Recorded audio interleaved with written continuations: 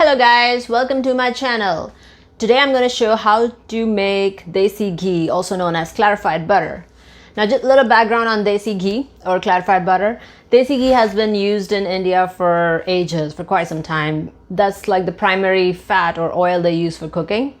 It's a little bit expensive because Desi Ghee is prepared from fresh butter, or the butter that you have at home, and you need to cook it, so you burn all the milk solids in it, and what you get is a clarified butter, also known as ghee. Now ghee is a very healthy fat, very healthy saturated fat.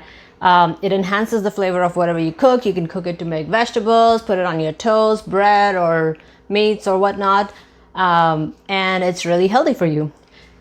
Now Desi Ghee has been like catching up here, and it's all the rage in United States and other Western countries, and I just found out that it's really a little bit expensive to buy Desi Ghee at stores compared to what you can buy butter here. And I came from India, so I know how to make Desi Ghee at home, so I'm just going to share those tips how to make it at home without costing you too much money. Now, as you know, like butter is really cheap. I mean, you can find butter at any grocery stores. It costs about like $3-4. Even the good kind, organic kind, you can buy it for $4 or $5. So you buy the butter, buy the four stick kind, the big stick that you have, and that's what we're going to use today.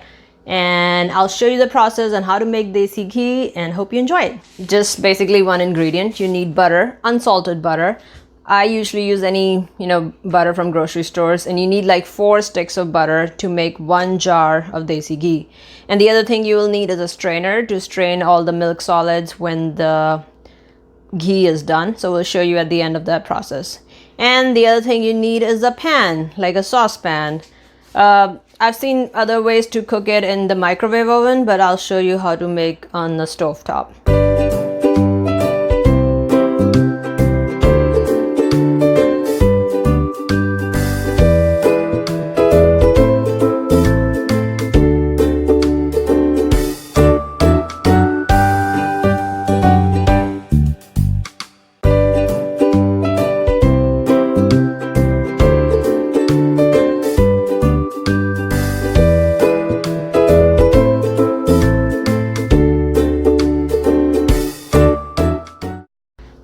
Now after the butter is inside the saucepan, you keep turning it.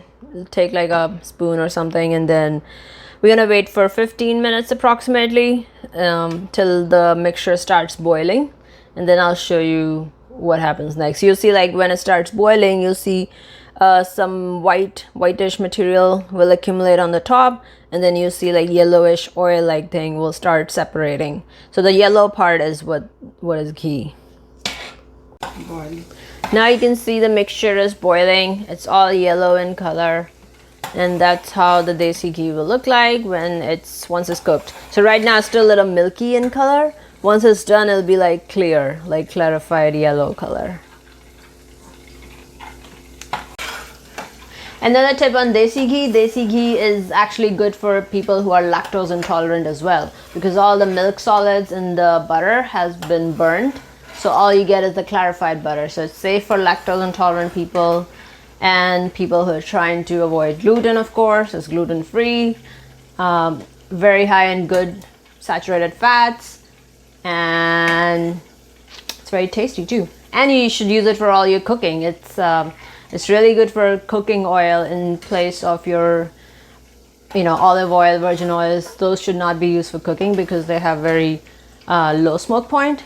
But this ghee is really good for cooking. Now it's been 10 minutes and looks like the ghee is almost done. You can see it's looking all yellow and clear.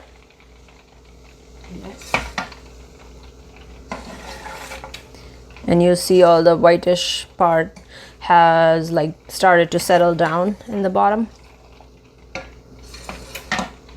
So just a couple more minutes, and then we're gonna let it cool. Once it cools, then we're gonna strain it through our strainer and pour it in a glass container, and then it'll be ready.